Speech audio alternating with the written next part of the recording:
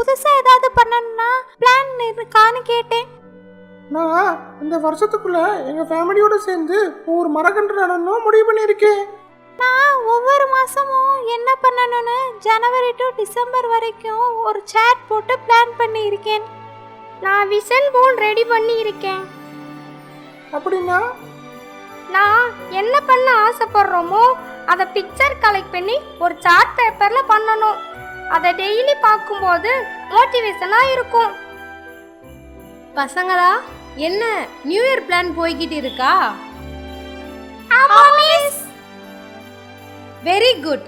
இந்த 2022ல இருந்து என்ன பண்ணாலும் ஒரு எய்ம் வச்சு பண்ணுங்க. அப்படின்னா என்ன மிஸ்? நீங்க ஒன்று பண்றதுக்கு முன்னாடி அதை எய்ம் பண்ணி பண்ணணும். இப்போ நீங்க ஸ்கூல் முடிச்சுட்டு வீட்டுக்கு போகலான்னு நினைச்சாதான் வீட்டுக்கு போக முடியும். இல்லைன்னா நீங்க என்ன பண்ணுவீங்க?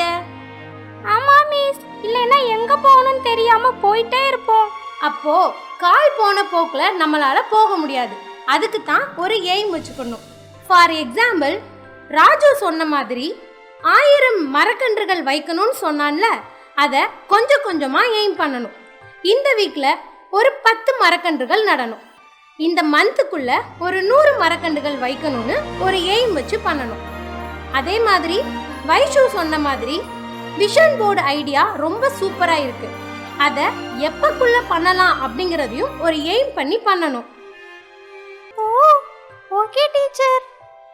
அது மட்டும் இல்ல, இன்னைக்கு இந்த 3 ஒர்க் பண்ணணும் அப்படின்னு ஒரு எய்ம் வச்சு நீங்க பண்ணணும்.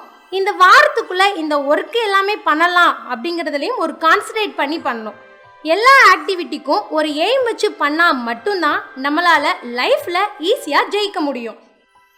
நாங்க 2020க்கு என்ன சாதிக்கணும்னு எய்ம் வச்சிட்டோம்.